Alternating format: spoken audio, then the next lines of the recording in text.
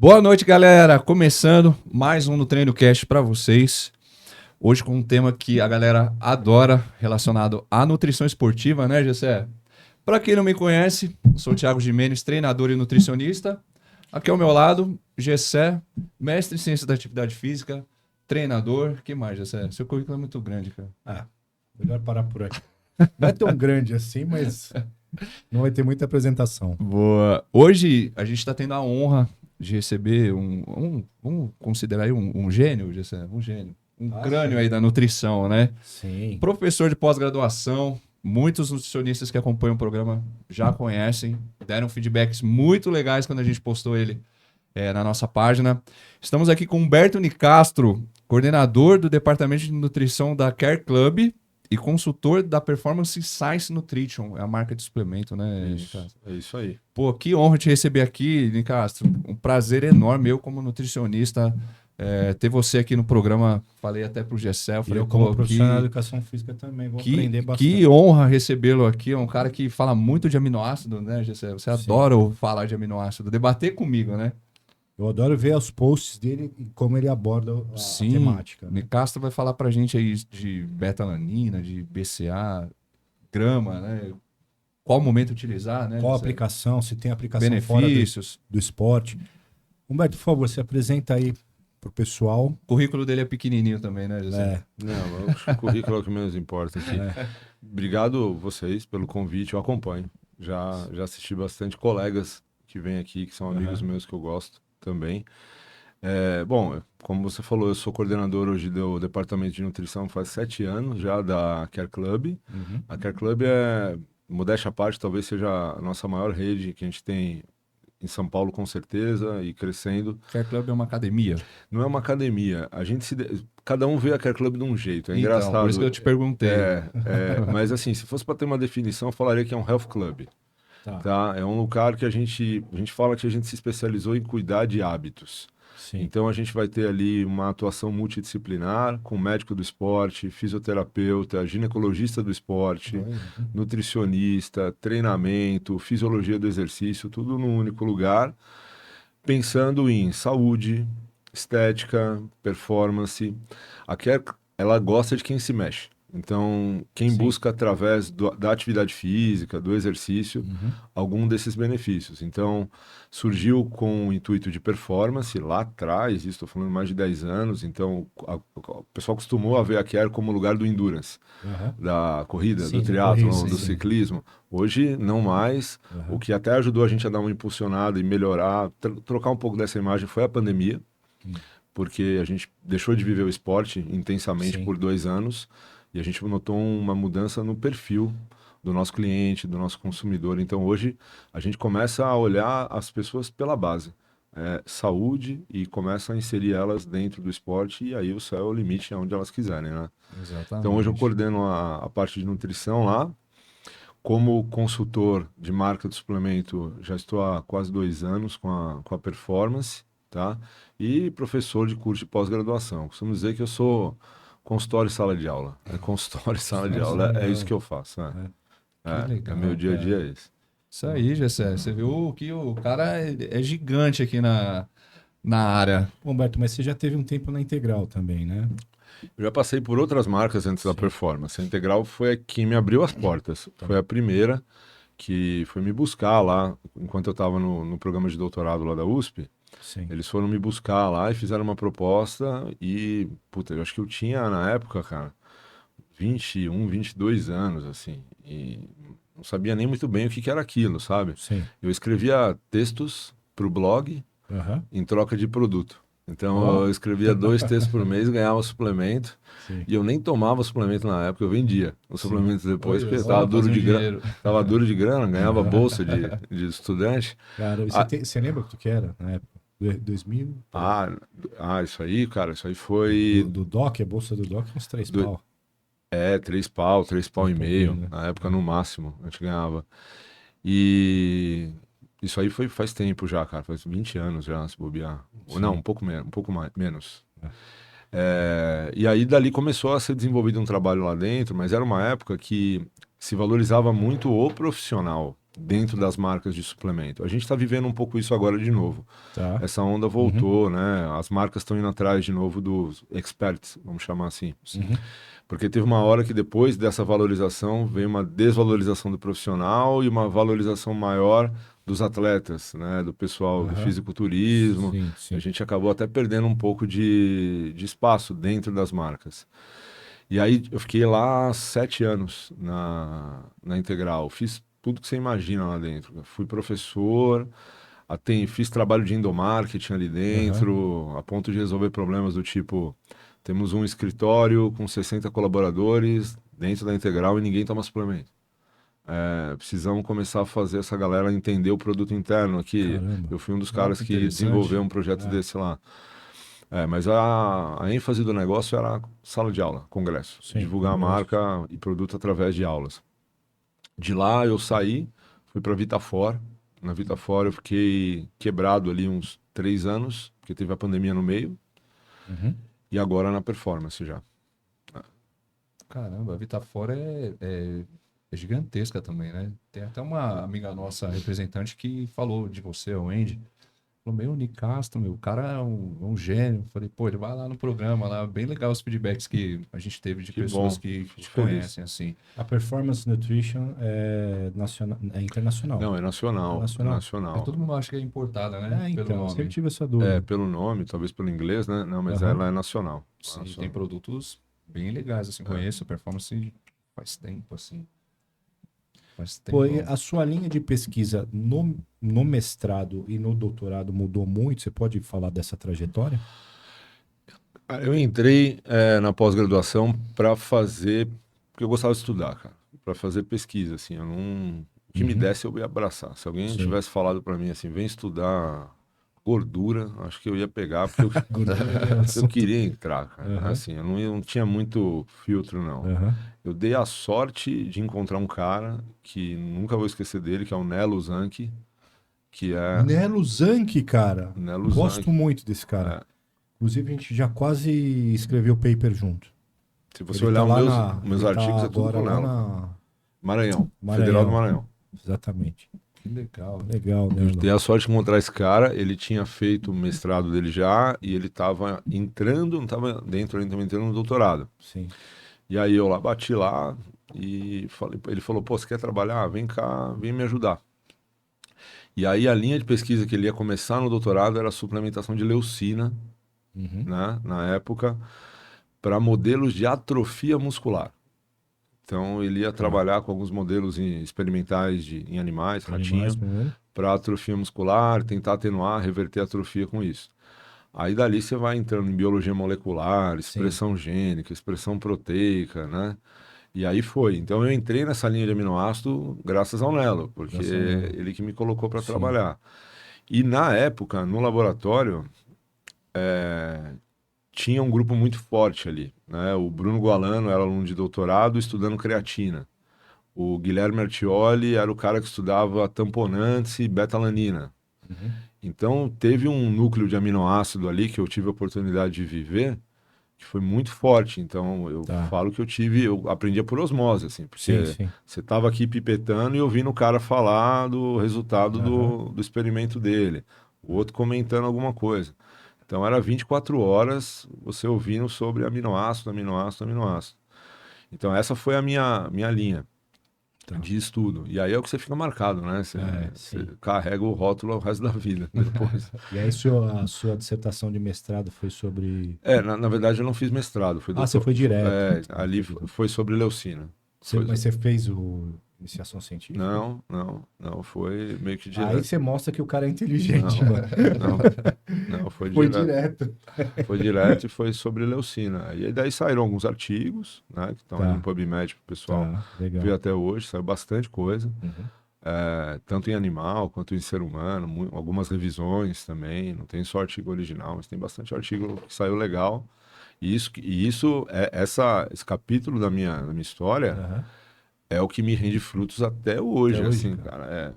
Ter vivido com esse pessoal, poder ter feito parte naquele momento daquele grupo que era tão produtivo e poder participar com aquele pessoal. Legal. Aquilo ali me abre portas até hoje. Legal. Então... Bom, já que você falou de leucina, vamos começar falando de HMB? Bola. Vamos lá, vamos lá. Então, aí, assim, eu aprendo com vocês, eu não sou nutricionista, né? Mas você estava falando da questão de atrofia, né? Sim. Então, o HMB parece que ele faz algo similar à leucina, né? É um metabólito, Sim. né? Cerca de 2% da leucina que a gente ingere vira beta-hidroximetilbutirato, que é o HMB, né? Então daí que vem o interesse em suplementá-lo. Sim. Né? Se eu consigo produzir pouco disso, será que se eu ingerir já diretamente eu não teria? Então tudo que a gente vê com a aplicação de leucina acaba se estendendo com HM-beta também, porque um é derivado do outro. Sim. Né? Tá. Talvez o HM-beta tenha ido em algum momento para uma linha um pouco mais terapêutica.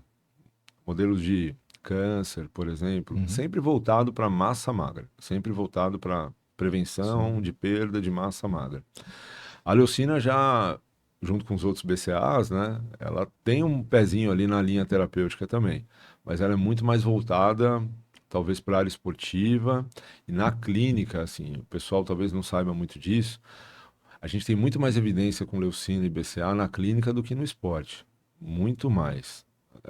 E as evidências na clínica, elas são muito para a saúde hepática. Ó.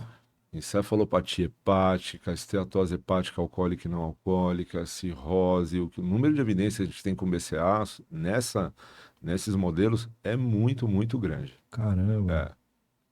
Então quando um cara com um doutorado vem e bate o martelo falando, pega o negócio o potinho do BCA e joga fora, ele tá sendo... Cara, isso é... olha, triste. É porque, assim, eu dei uma aula de BCA, tem um webinário gravado aí no YouTube finalzinho do ano passado, a gente está em 2024, então finalzinho do ano passado. E me chamaram para dar esse webinário justamente por isso. Porque, olha, falam um monte de gente, detratores, né? Não serve para nada, não serve para nada. Falar com esse tom, assim, não serve para nada, é perigoso. Porque a partir do momento que você fala isso, primeiro, você assume que você conhece tudo. Sim. Né? E você assume que você já leu tudo. Porque você está cravando que não serve para nada. Então, nada é nada. Então, você já viu tudo. Né? Aí, você faz o exercício de entrar no PubMed e dá um search lá, BCAA Supplementation. Vão aparecer não sei quantos mil artigos. Aí você volta, você fala, cara, esse pessoal que falou que não serve para nada, ele leu esses tantos mil artigos aqui que tem? Acho que não. É muita coisa para uma pessoa ler. Sim, não tem como, né? Não duvidando dele, mas é muita coisa. Então, talvez eu fico pensando que esse tom de não serve para nada, eu acho que muitas vezes ele vem do seguinte: a pessoa pega um pote de suplemento e consome ele com uma expectativa. Então ela fala, olha, eu vou tomar BCA para aumentar a minha massa magra. Aí ela não sai o resultado que ela quer. Ela não percebe isso nem empiricamente na clínica, nem ela vê evidências com isso. Ou seja, não serviu para aquilo que ela quer. Aí o que ela fala? Não serve para nada. Mas não serve para nada ou não serviu para aquilo que você quer? Ou para aquilo que você esperava que ele funcionasse? E o resto? Quantas pessoas não têm o índice de mortalidade melhorado, né? Ou seja, aumenta a sobrevida com problemas hepáticos por conta da suplementação de BCA? Quantas pessoas não estão podendo viver um pouquinho a mais, documentado em bons artigos, por conta da suplementação de BCA? Então, a partir do momento que você fala que não serve para nada, você está assumindo um risco muito grande, assim, de você tirar o benefício, talvez, de gente que você não imagina que poderia se beneficiar daquilo. Na área esportiva fica aquele negócio, né, Nicas? No whey protein já tem uma quantidade mas legal. não é mentira. Entendeu? No filé de frango você já tem uma quantidade lá de aminoácido essencial. Então, na área esportiva ficou essa falácia, BCA acredito por causa disso, né? O whey protein já tem, não é necessário. Mas olha só, se a gente for resumir aqui o BCA no esporte, podemos falar que BCA gera hipertrofia muscular? Não. Não. Isso pelo simples motivo que não se constrói uma proteína inteira com 3 aminoácidos. Então, não, claro, isso nunca ninguém suportou. Sim. Não faz sentido isso. Mas quando você ingere BCA, whey protein, enfim, proteínas e aminoácidos isolados, o que você está fazendo? Você está ofertando mais nitrogênio para o teu músculo. Então, quando você pega as evidências de BCA no esporte, o que elas suportam? Recuperação muscular, pós-esforço. Então, a suplementação ela ajuda a você diminuir dor tardia, pós-treino, marcadores de lesão ou dano muscular, como CK, LDH, hemoglobina. Não é um efeito de atenuar e zerar isso. Não, é acelerar a curva de recuperação. Por quê? Porque é um doador de nitrogênio. Ele carrega nitrogênio para o músculo. Ah, mas eu consigo isso com whey protein. Sim, consegue. Mas você também consegue com BCA. Mas eles são diferentes. Um tem caloria, o outro não tem. Qual que é o melhor para você? Não sei, depende do seu plano Depende do alimentar. contexto individual, Exatamente. né? Então, Cada caso é um caso, né? exato. Não dá para todo suplemento ele tem uma aplicação. Não dá para falar que ele não funciona. Eu acho que seria muito mais bonito as pessoas falarem assim: até onde vai o meu conhecimento, eu não enxergo aplicação. Assuma a sua limitação. Eu não Isso. sei tudo, Tá. mas até onde eu sei, ele não tem evidência. Mas pode ser que tenha, porque eu não sei tudo, né? Bom, Roberto, falando em evidência, né? A gente estava até comentando antes de começar. Teve o artigo do Wilson sobre o HMB lá, Do Jacob, né? do Jacob, e aí que o HMB estava tendo mais impacto, estava sendo mais forte, melhor do que a própria utilização de testosterona para aumento de massa muscular. Foi um artigo só que mostrou esse resultado, vários outros foram positivos e outros negativos, né? O que a Perfeito. gente tem hoje de evidência séria falando para aumento de, aumento de massa muscular, né? Hipertrofia. Tá. Do HM-beta, Do né? HM-beta, isso.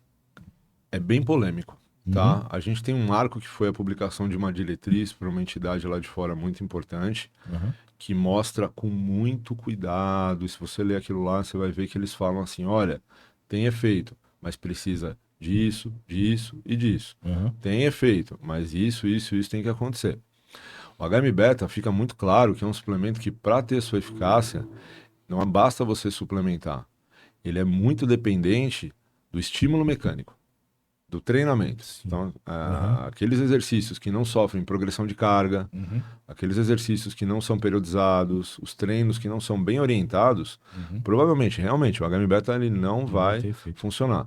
Por quê? Porque ele tem um efeito, de novo, sobre recuperação e dano muscular. E se você recupera a musculatura de uma maneira mais rápida, claro que lá na frente você vai esperar um aumento de força, né? Um aumento de massa magra, um efeito indireto, mas vai ter. A polêmica que existiu em cima disso é porque existem vários protocolos de suplementação em vários modelos, então não se chega a um consenso. Mas se a gente for conceituar de maneira geral, recuperação muscular, assim como os BCAAs, tá? E aí de maneira progredir um pouco mais dentro de um protocolo de treinamento que te permite evoluir a nível de força e massa magra. Tá? Isso em uso crônico. Em uso crônico. Uso crônico. Tem que ser uso crônico. O que gerou polêmica foi que os estudos até então, até essa diretriz ser publicada, os estudos eles já existiam. O que gerou polêmica foi a diretriz que foi publicada. Porque o estudo já existia. Por que ninguém levantava essa bola antes? Bastou publicar uma diretriz para existir polêmica. Tudo bem, as coisas estão aí para serem discutidas, né? E os trabalhos falavam que a melhor forma de tomar HM-beta é fracionando. Então, você tomar 3 gramas por dia, manhã, tarde e noite. A grande parte das evidências que são positivas com HM-beta é fracionar ao longo do dia. É de se entender, né? Porque quando você tem dano muscular induzido pelo exercício, esse dano ele vai durar o dia seguinte, talvez o dia inteiro. Beta-alanina também. Beta-alanina é um suplemento que tem que ser fracionado. De preferência. Isso, de preferência. Eu tô ouvindo falar muito nisso, porque tem uma... Vamos entrar na beta-alanina, Gessé? Tá, Porque já acabou. me lembrou, ele falou do fracionamento, e é algo muito interessante, porque a beta-alanina, as pessoas só conhecem ficou conhecida através dos pré-workouts. Sim. Né? Beta-alanina, o efeito da coceirinha. Então, assim, muita gente não sabe que tem que fracionar.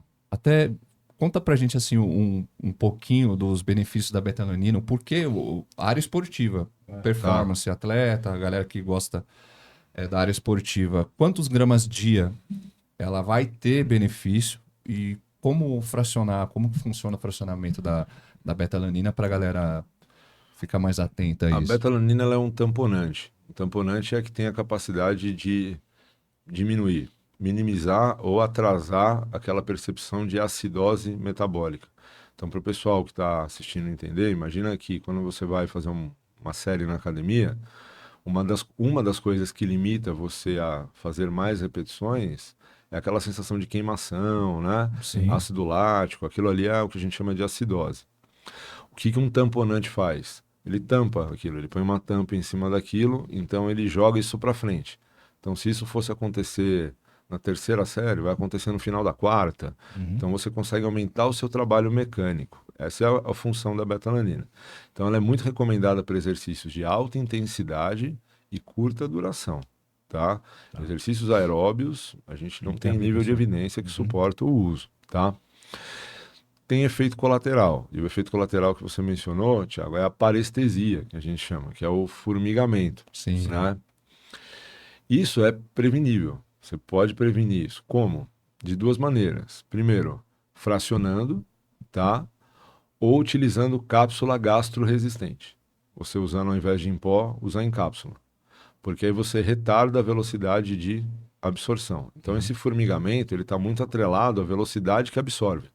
Tá. Você tomar uma dose grande em pó, é provável que você tenha.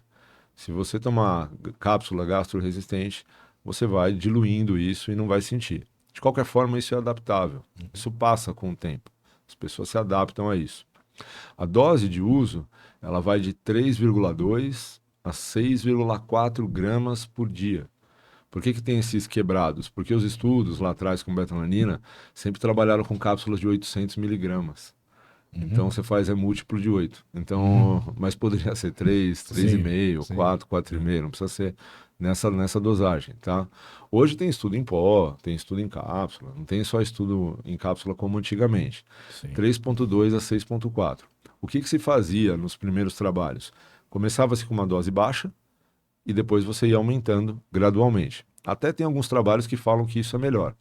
Você fazer protocolo incremental pode até ser melhor, mas tem trabalhos que falam que não. Você pode começar com uma dose alta e ficar nela, porque essa parestesia você se adapta.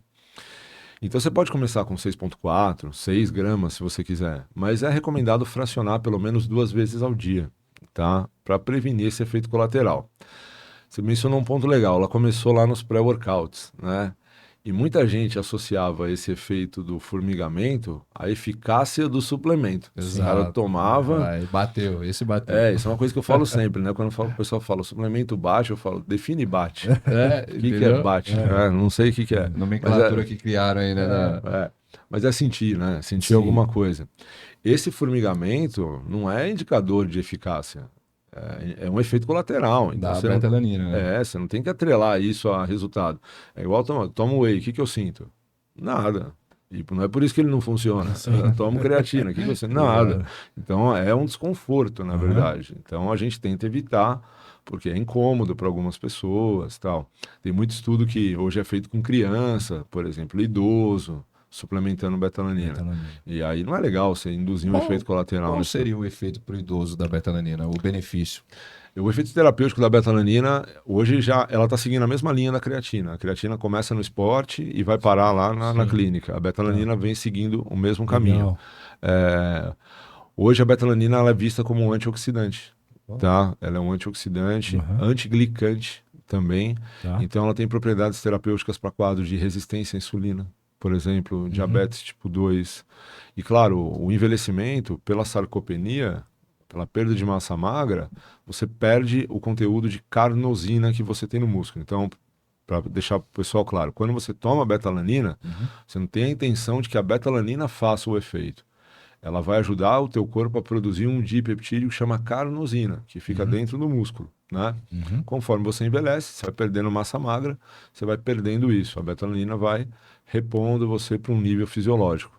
Então, além de antioxidante, ela pode ajudar no processo de sarcopenia também. Que interessante. Já que você chegou nesse sinergismo aí com a creatina, cara. A creatina é um dos suplementos aí que a gente sabe mais estudados, né? Você quer dar... Se não mais, né?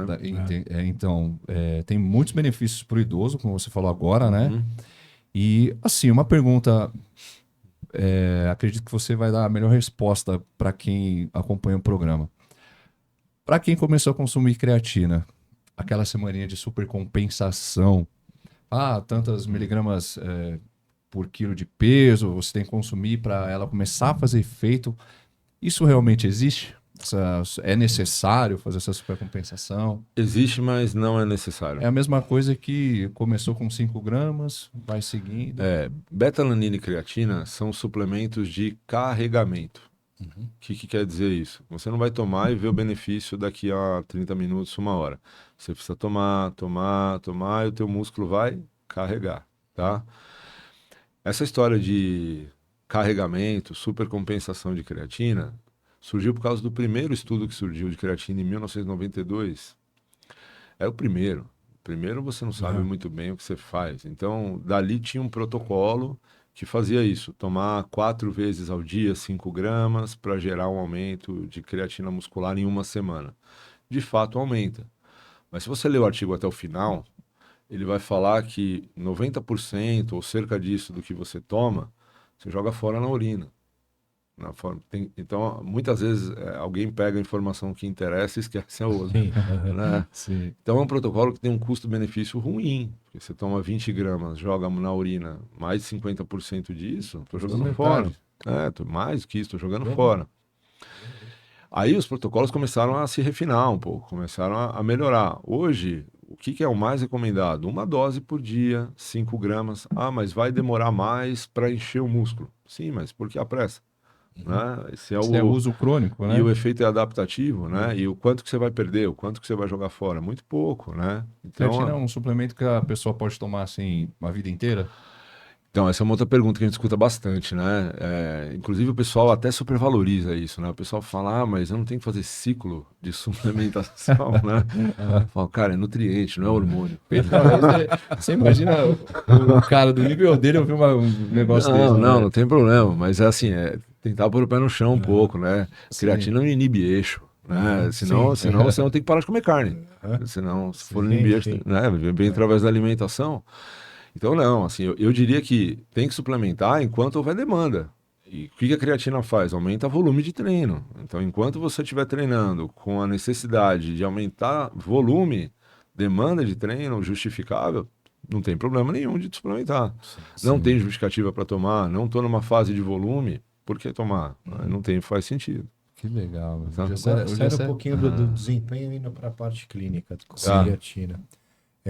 Eu vi já a evidência falando algo sobre parte cognitiva e também um efeito similar à carnosina em relação à resistência à insulina. Isso. Também. Talvez o efeito mais popular terapêutico da creatina seja para diabéticos tipo 2, não tipo 1, ou pessoas resistentes à insulina, pré-diabéticas no caso, né? A creatina, ela, por vias moleculares ali, que talvez não caiba aqui a gente falar, ela estimula a captação de glicose pelo nosso músculo. Então, você pensa que uma pessoa diabética ou resistente à insulina, ela tem um excesso de açúcar no sangue. Esse açúcar tem que entrar dentro da célula, no caso é o músculo. O que a creatina faz? Ajuda esse açúcar a entrar dentro do músculo. Então, o que estão falando a creatina age melhor em sinergismo com o carboidrato. Isso confere? Isso procede? Isso confere no quesito captação muscular. Isso, porque está saindo muito suplemento agora, a creatina palatinose, creatina dextrose. Confere, tem evidência que suporta isso sim. Legal. O receptor de creatina no músculo, o transportador de creatina no músculo chama creatina transporta, ele é sensível à insulina. Que interessante. Então, não precisa nem ser carboidrato, pode ser qualquer coisa que tenha caloria, um café da manhã, sei lá, você tomar junto, já melhora a captação muscular um pouquinho. E isso é relevante? Em curto prazo, sim. Em longo prazo, não. Porque por ser um suplemento de carregamento, se você não o faz dessa forma, isso se corrige com o tempo. Porque o músculo vai encher de qualquer maneira. Vai encher de qualquer forma. Se corrige com o tempo. Mas, se possível, se dá para otimizar, por que não? Né? E é uma coisa tão fácil de fazer. colocar junto com uma refeição, um suco, é super fácil de fazer. Bom, acho que não vale a pena a gente falar do mecanismo aí, mas eu fiquei curioso, como que a creatina Da glicose? da glicose, isso? Tá. O nosso músculo, ele é muito regulado pelos níveis de fosfato que a gente tem. Fosfato é como se fosse uma energia rápida.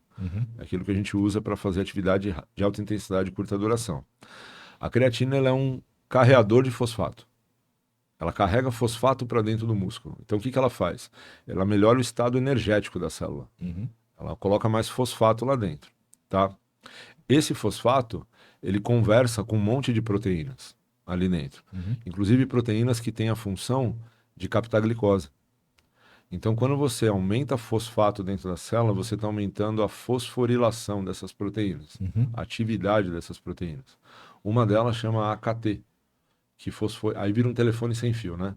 Uma fosforila a outra, até uma hora que chega numa proteína que é extremamente importante, que chama GLUT4, que é o transportador de glicose. Aí ele sobe lá e pega e puxa. O interessante da creatina é que ela tem um papel muito parecido, por exemplo, com o da metformina. Sim. A metformina também faz isso, e a metformina estimula essa glicose a ser armazenada na forma de glicogênio. A creatina faz a mesma coisa. Porque quando você fosforila essas proteínas ali dentro, você fosforila proteínas que fazem a síntese de glicogênio. Então é puxar a glicose e dar um destino para ela, fazer elas virarem glicogênio. Caramba, também. Falando da parte clínica de creatina, eu estou tendo a oportunidade de acompanhar uma criança com PC, paralisia cerebral. E ela precisa ganhar peso para fazer uma cirurgia. Vários especialistas assim que eu perguntei, fui atrás, chegaram numa conclusão. Um caso desse poderia fazer o consumo da creatina? Não vejo por que não, tá? Não sei se traria o benefício que ela precisa. Sim. Tá? Porque o ganho de peso, isso é uma coisa que se discute também, se vocês permitem, com beta-alanina. Beta-alanina, por si só, gera aumento de massa magra. Cara, aumento de massa muscular, ganho de peso, é uma coisa que os aminoácidos eles podem ajudar. Porque eles são sinalizadores, eles são adaptógenos, eles ajudam a gente a ganhar adaptação. Mas a base para que isso aconteça está muito mais na dieta, cara. Porque médicos... calorias, cara. Alguns médicos que o acompanham, esse garoto, falaram que a creatina ia potencializar hipertermia dele. Ia causar mais hipertermia. Falei... Eu desconheço. Pode ser que exista, mas eu desconheço. Aí os médicos falaram isso e assim, aí eu fiquei com aquele negócio. Falei, caramba, realmente pode ou não pode? Porque PC tem probleminhas renais também, tem que ficar muito atento, mas assim, nada que a creatina vai fazer mal para a pessoa. Isso aí descarta. Isso é porque mito. já falaram para mim. Eu falei, não, isso aí não vai ter problema renal nenhum. Então, muito interessante a colocação. É bom saber, assim, para a gente que está na área, essa parte clínica é muito interessante de colocar. Pode ser. Tem alguns efeitos centrais, tá, da suplementação de creatina. Sistema nervoso. Sim. Porque o cérebro usa e produz creatina também, tá? Então, déficit de atenção, parte cognitiva, de uma maneira geral, tem alguns benefícios, sim, que já são suportados. Que legal. Mas eu não sei se isso se estende para esse quadro clínico que é tão específico assim. Sim. Ninguém chegou numa resposta assim. Por isso que até mesmo eu te perguntei se você já ouviu falar, porque ninguém nunca falou, não tem problema, vai causar isso. Aí falaram, o médico citou isso aqui. Eu falei, então, ok. Duas perguntas agora. Uma é sobre dieta do tipo sanguíneo e a outra é sobre genética, teste genético e dieta. Tá. Dieta do tipo sanguíneo. Como é que foi essa história? Tá. O que a gente... Ele respirou fundo. Não, tô esperando porque eu tô puxando pela memória aqui. A última coisa que eu lembro sobre isso. Cara, eu vi que tem um artigo. Eu não li. Mas eu vi que tem alguma coisa sobre a dieta do tipo sanguíneo. E viu que realmente não funciona. Exato. Esse talvez tenha sido o meu último contato com esse assunto, tá? Porque é um modelo de precisão, né? Você tentar prescrever com base no tipo sanguíneo. Mas isso, populacionalmente, cara, nunca foi confirmado. Assim, o último artigo que eu lembro que eu li, quem estuda mais que isso pode depois me corrigir. Mas foi um artigo publicado numa revista que chama PLOS ONE, é uma revista muito forte, assim, e com 1.000 pessoas, 2.000, 3.000, sei lá quantas eram.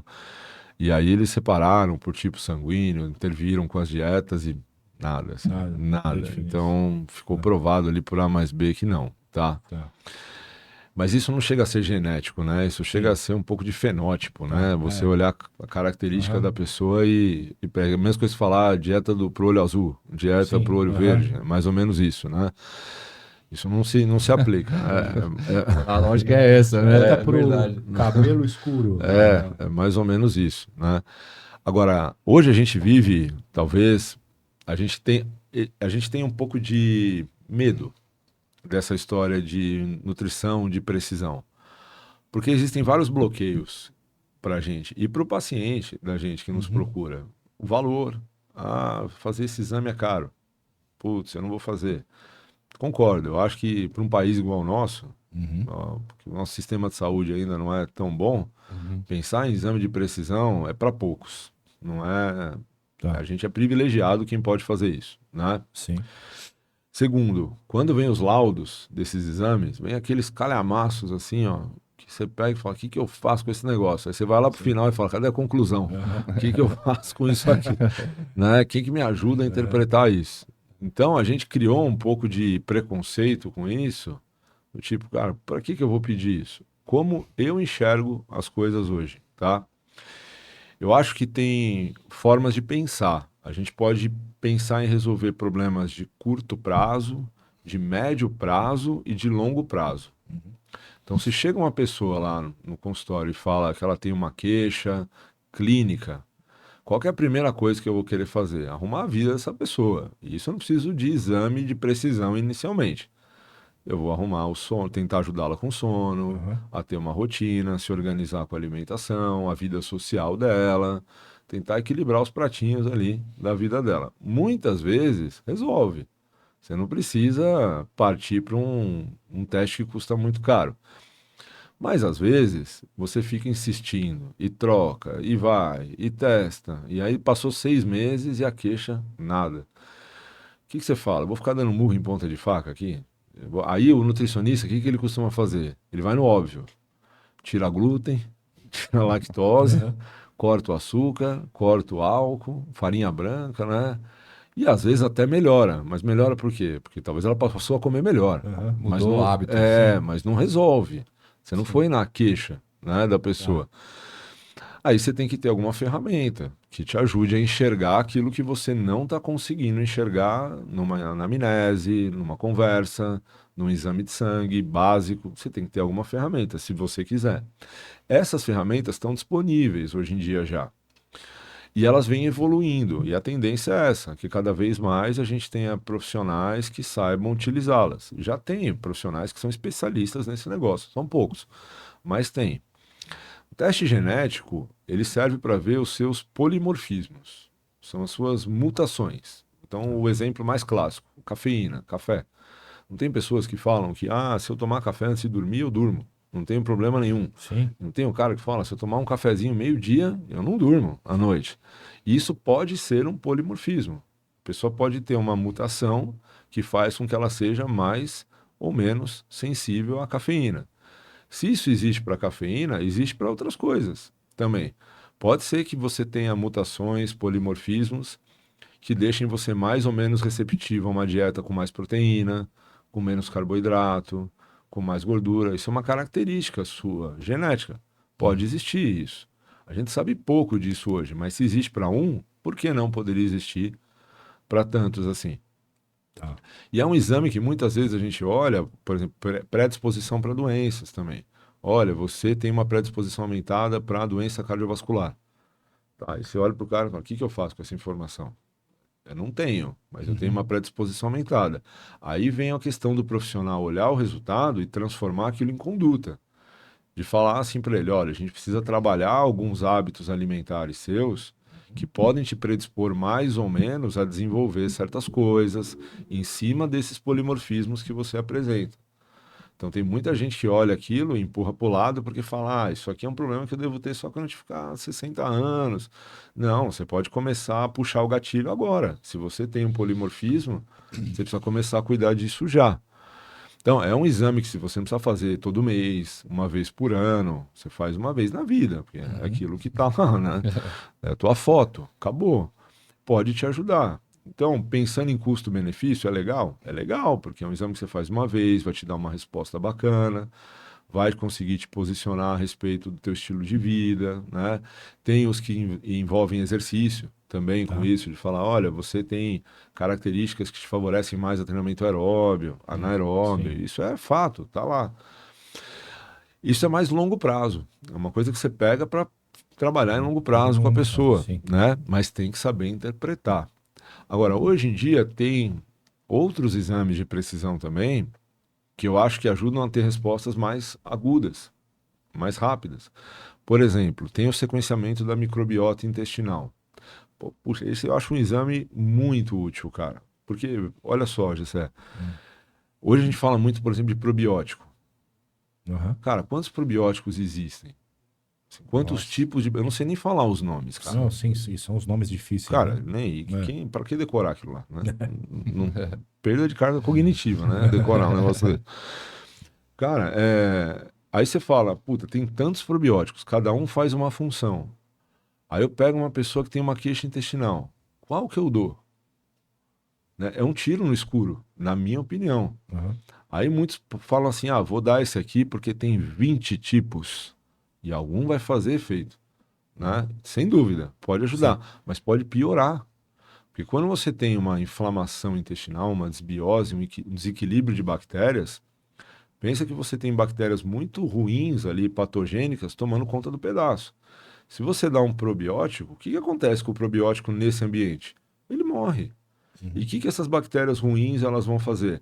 Elas vão se fortalecer, porque falou, cara, olha, tentaram acabar com a gente. Eles vão se dividir, então você pode piorar a desbiose de uma pessoa dando probiótico, se não for a hora certa. Então é melhor você não dar um tiro no escuro às vezes. Então queixas como síndrome do intestino irritável, doença de Crohn, queixas intestinais relacionadas à inflamação mesmo do intestino, diagnósticos clínicos, a gente tem a possibilidade, e esse nem é tão caro, viu?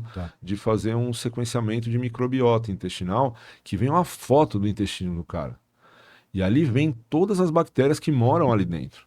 E quem que está tomando conta, quem que está faltando, bactéria protetora, bactéria que não é protetora. E em cima daquilo você consegue prescrever probiótico com precisão. Tá, eu preciso recolonizar com esse cara.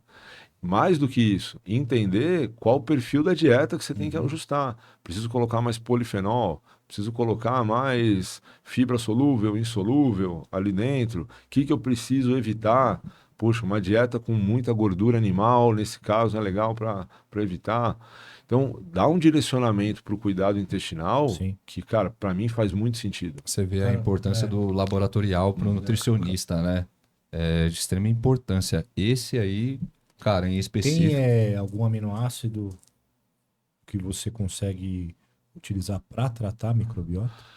Tem aminoácidos que são importantes para a microbiota e tem aminoácidos que você tem que tomar cuidado.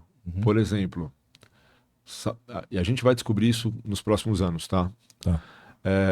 Mas o que a gente sabe? Creatina é uma fonte de energia para o intestino extremamente importante.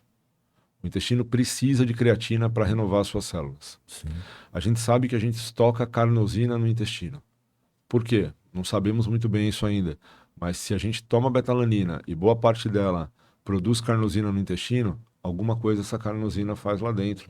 E deve mexer nas bactérias, fornecer energia, produzir um metabólito, cuidar do ambiente intestinal. Triptofano, por exemplo. Se você tem desbiose intestinal e você dá triptofano, às vezes o cara tem desbiose. Olha que interessante, né? O nosso intestino é responsável por produzir 90% da serotonina que chega no nosso cérebro, cara. É muito. Cara, 90% da serotonina que o cérebro usa num dia é o intestino que produz. Então você imagina que o cara que tem um intestino ruim, você acha que ele dorme bem? É provável que não. Aí, o que ele faz? toma triptofano para aumentar a produção de serotonina dele. Triptofano piora a inflamação do intestino, porque é substrato para bactéria patogênica, por exemplo. Então tem certas coisas Tiro no pé, hein, tem total. certas coisas que, pensando no intestino, é mais recomendado se evitar do que se suplementar. Falam muito em relação à glutamina, né? Glutamina é uma fonte de relacionada ao energia. intestino. É. Realmente existe essa relação? Existe relação. Talvez não como as pessoas contam por aí. Essa história dos 5 gramas, eu não sei de onde veio, tá? Sinceramente não sei. Mas tem relação. A glutamina, ela é a glutamina, a arginina também são fontes de energia muito importantes para o enterócito. O enterócito usa muito arginina e glutamina para fazer renovação celular. E é um tecido que tem um turnover, morre, nasce, muito intenso, igual da pele, por exemplo. Então precisa de energia. Então glutamina é um substrato energético para o intestino interessante. Esses 5 gramas, não sei de onde veio, tá? Mas o protocolo, assim, mas que tá cheio de evidência mostrando que glutamina e intestino, sim, é importante, E se você trabalha renovação intestinal, você está trabalhando, de certa forma, a permeabilidade do intestino, tá? Estrutura intestinal, ela não vai resolver o problema da bactéria ali e tal, mas a estrutura intestinal, sim, tem função. Eu li um artigo eu até mostrei pro Thiagão já esse artigo. Eles usaram 20 gramas, eu também não sei de onde eles tiraram, o pessoal aqui da Unicamp. Mas sem exercício, era só glutamina, eles compararam 2 aminoácidos. Não, glutamina e eu esqueci o outro agora, que era o placebo. E aí o grupo estava obeso, mulheres com sobrepeso. O peso não alterou, mas em 6 semanas mudou quase 2 centímetros de cintura. Elas tiveram diminuição da cintura, da gordura abdominal. Né? Eu até mandei esse artigo pro Wilson Max, não sei se você conhece. Pô, claro. Né? Eu falei, e aí? O que dá para que você quer dar nutrição? Ele falou, a gente precisa ter mais coisa ainda, né? Sim, teria uma quantidade de grama ideal, assim, para utilização, para a glutamina realmente ter glutamina benefício? Pra caramba, né? 20 gramas é bastante coisa. E eu lembro, assim, que essa dose alta, ela era usada lá nos anos 90. Sim. Quando saíram aqueles estudos bem com treinamento de força mesmo, 20, 25 gramas. Porque tinha um apelo que a glutamina aumentava a atividade da glicogênio sintetase, que fazia você guardar mais glicogênio, né? Hoje a gente sabe que para isso não tem sentido. Tem coisas tipo creatina que fazem esse papel melhor. Mas, cara, eu não sei o limiar de glutamina, cara. A gente nunca chega nessa dose de 20 gramas porque a gente sabe que o que você consome, o intestino utiliza, tá? Não vai passar e vai chegar no músculo, até porque o músculo é o maior produtor de glutamina que nós temos. O músculo produz e doa glutamina pro intestino. Nosso músculo já faz isso, tá? Então, pro músculo não tem sentido mesmo. Então, nessa dose, 5, 10 gramas, é o que a gente costuma trabalhar na prática. Tá. Mais que isso, a gente não vê muito sentido. Legal. E aí você acha que tem algum efeito em termos de desempenho? Não, zero. Assim, Zero? não, zero. Ela pode ajudar nessa questão. Esse artigo que você falou, assim, você pode especular um monte de coisas, né? São mulheres obesas, com sobrepeso, inflamadas. Logo, pode ter tido alguma coisa ali, alguma modulação Diminui a inflamação no intestino, que por sua vez permitiu melhorar o ambiente inflamatório, que fez com que ela emagrecesse. É uma possibilidade, se acontece. Mas para desempenho, isso não, cara, não tem nada que suporta o uso de glutamina para rendimento esportivo, nem recuperação, nada disso. Caramba, e tem muita gente que fala em relação à glutamina também com relação à imunidade, né? Esse negócio eu acho que já até pararam de falar, porque você é um cara que vai poder falar pra gente, não tem nada a ver isso aí, né? Com a melhor Cara, não sei se não tem nada a ver, mas... Pode ser um placebo. Pode, acho que tudo pode ser placebo. Não tem um estudo com cafeína aqui do placebo, você já viu esse trabalho? Um trabalho com ciclistas, acho que é com ciclistas, do Medicine and Science, que ele fala pros caras assim, ó, você tem que pedalar até exaustão. Ó, você tá tomando, mas aberto, você tá tomando nada, tá? Aí ele volta lá numa outra situação e fala assim, ó, agora você vai repetir o teste, só que eu vou te dar aqui X de cafeína. Aí o cara vai lá e pedala. E melhora. Melhora o desempenho do cara. Aí ele volta numa terceira situação. Agora eu vou te dar 2x de cafeína. Aí o cara pedala. Aí melhora mais ainda. Ele não tomou nada. Tudo placebo. Caramba. Cara, tem Sim, uns trabalhos assim. Então, efeito placebo pode existir em qualquer suplemento, cara. Qualquer um pode ter. Interessante. Imunidade, Thiagão, pra mim, cara, é uma junção de algumas coisas. Imunidade, pra mim, é uma junção de sono bom, primeira coisa, tá? Boa ingestão energética, né? Boa ingestão de antioxidantes, atividade física, estilo de vida. A gente é testado quanto à nossa imunidade, né? Então, tem coisas que você controla na imunidade, tem coisas que você não controla. Então, pegou dengue, pô, paciência, né? Não tem o que fazer. Mas fiquei doente porque estou treinando demais e estou comendo de menos. Então aí é um problema que você poderia ter evitado. A base dessas coisas, da imunidade, é essa: é dieta, sono, tá? E exercício. É o que vai fortalecer teu sistema imunológico. Essas outras coisas, elas podem vir como complemento. Por que não? Né? Vitamina D pode ajudar na imunidade, pode.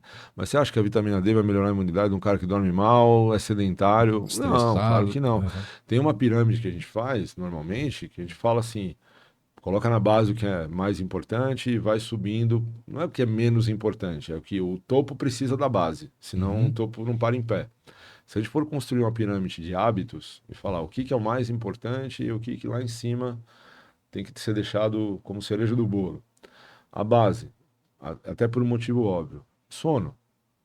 Sono é a nossa maior janela de recovery. É onde a gente se recupera. E talvez seja o pilar mais difícil de ajustar na vida de uma pessoa.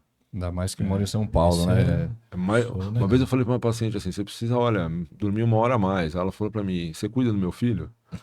Eu falei, pô, devia ter ficado quieto. Devia ter ficado quieto. Você vê, tem coisas que você quer ajudar, ainda toma. Cara, e você chegou num assunto, não ajuda, porque cara. quando a minha filha nasceu, eu tive um descontrole, assim, em busca por alimentos calóricos. Eu acredito que seja pelo fato de eu estar dormindo mal. A gente, quando é recém-nascido, a gente acorda muito de noite.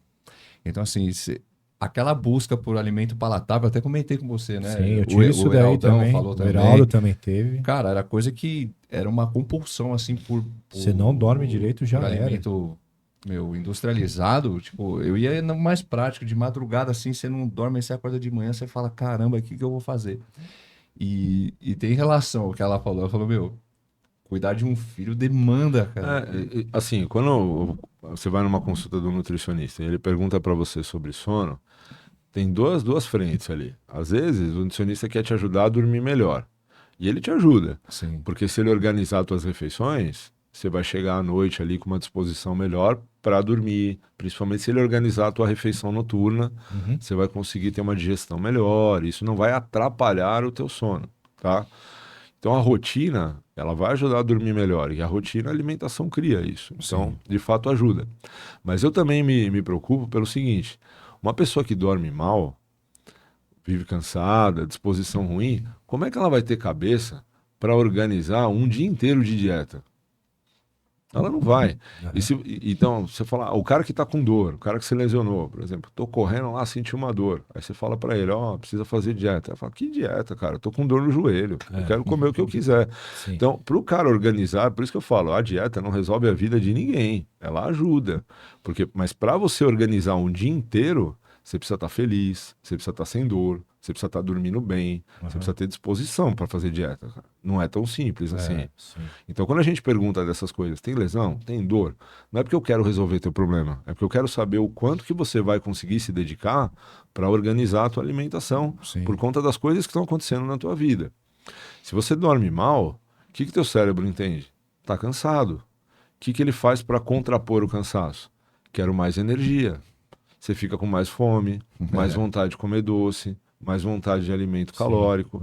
Por isso que talvez seja a base mais difícil. Aí você pega essa pirâmide em cima dela, o que você põe? Alimentação. Por quê? Quando eu não estou dormindo, eu estou acordado, eu estou comendo o dia inteiro. Então ocupa muita parte do meu tempo. E em cima, o treino. Esses três juntos criam a rotina. Hora que eu durmo, hora que eu acordo, hora que eu treino, hora que eu como, hora que eu trabalho. Isso tudo cria rotina.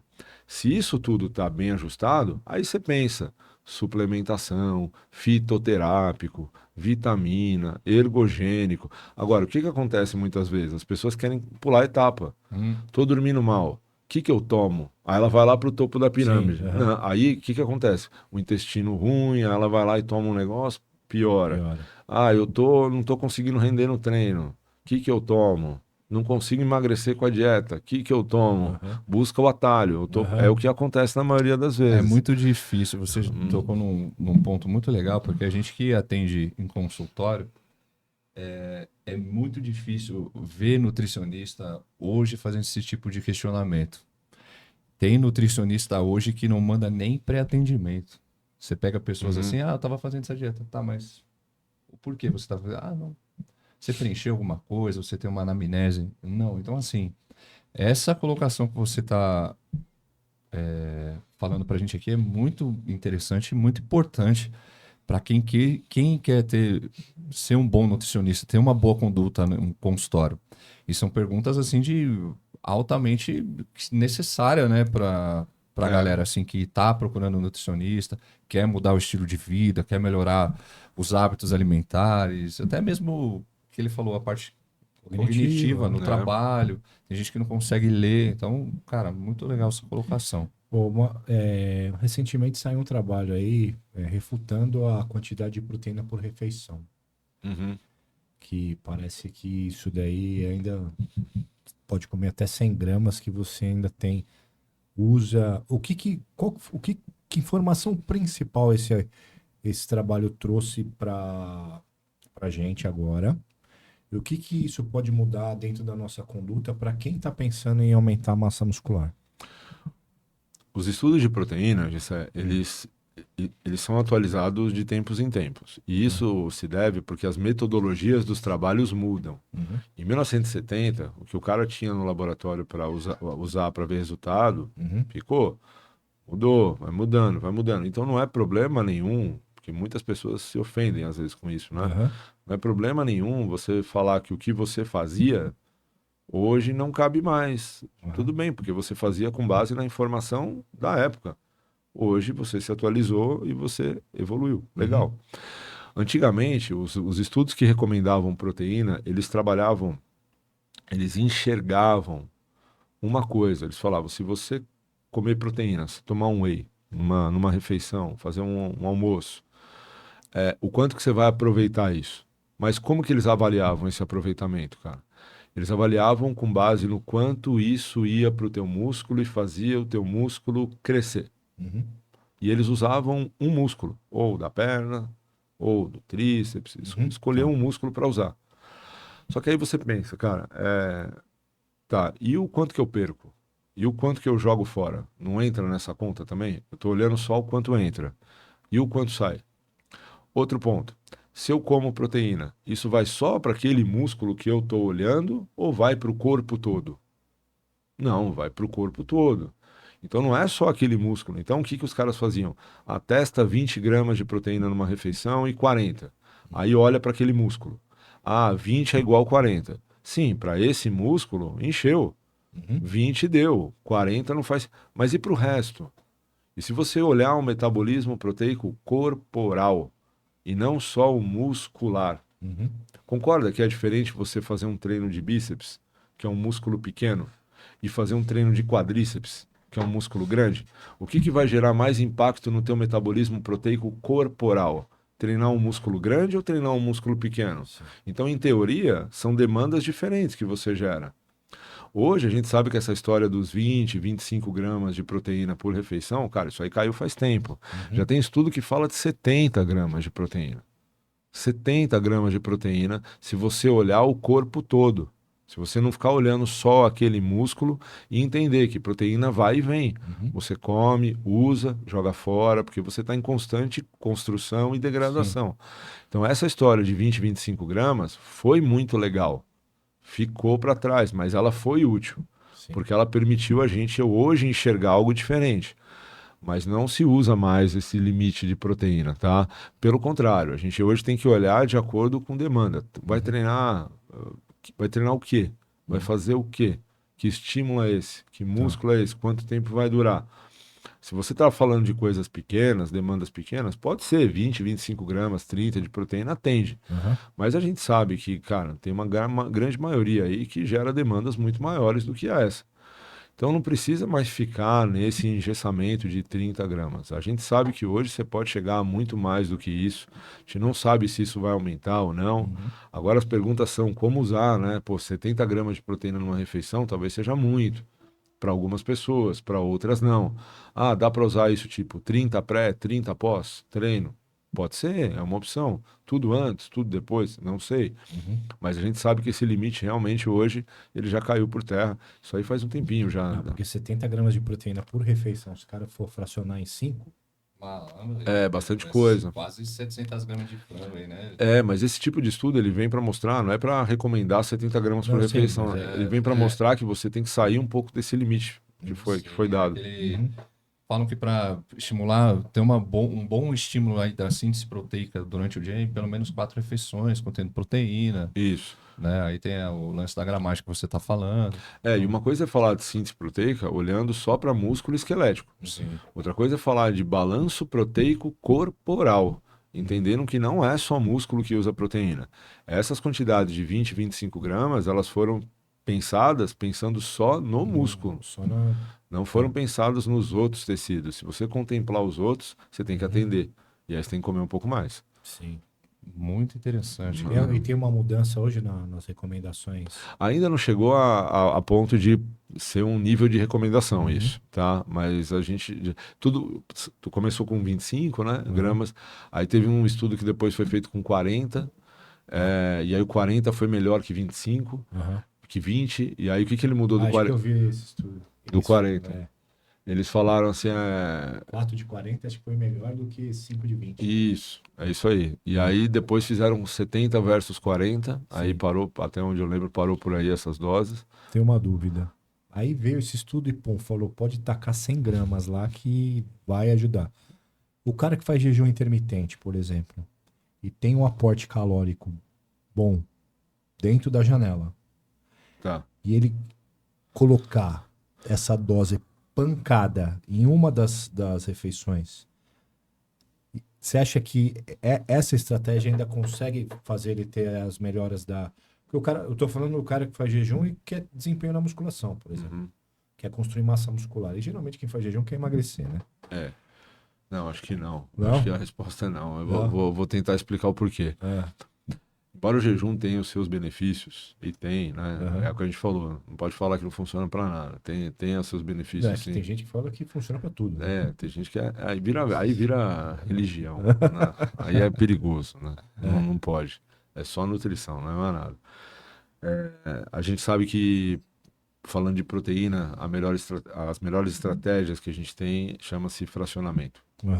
O fracionamento é mais recomendado, porque justamente por isso que a gente acabou de falar. Sim. Você viu? Se você dá para o músculo 20 ou 40, 40 é igual a 20.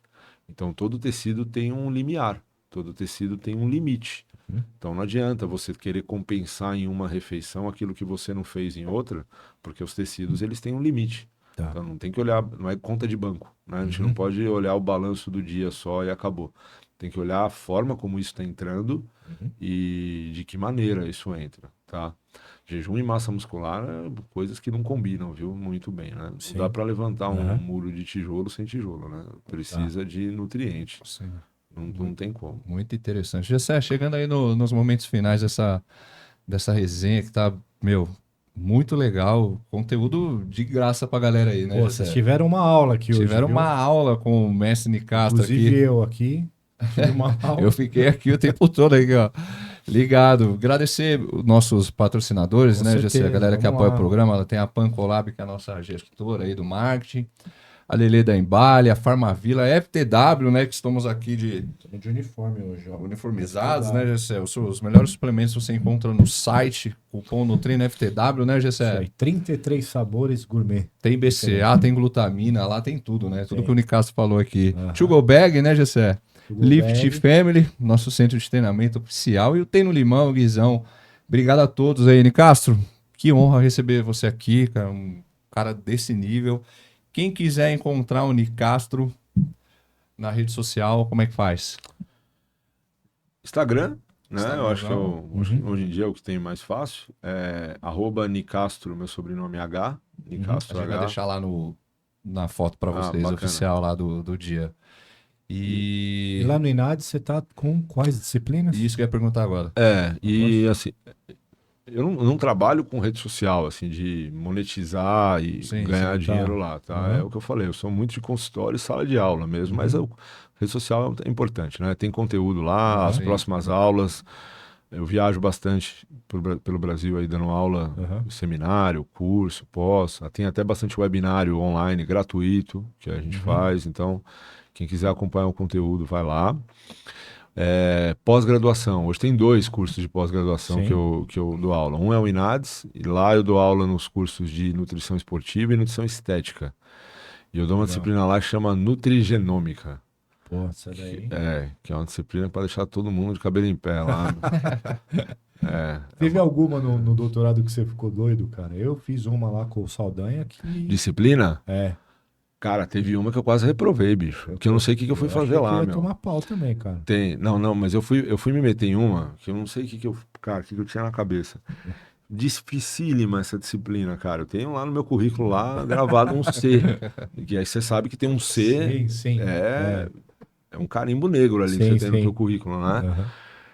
Foi uma disciplina na química que eu fui fazer, eu lembro até hoje, ela chama Biologia Molecular do Gene. Ah, eu ouvi falar sobre.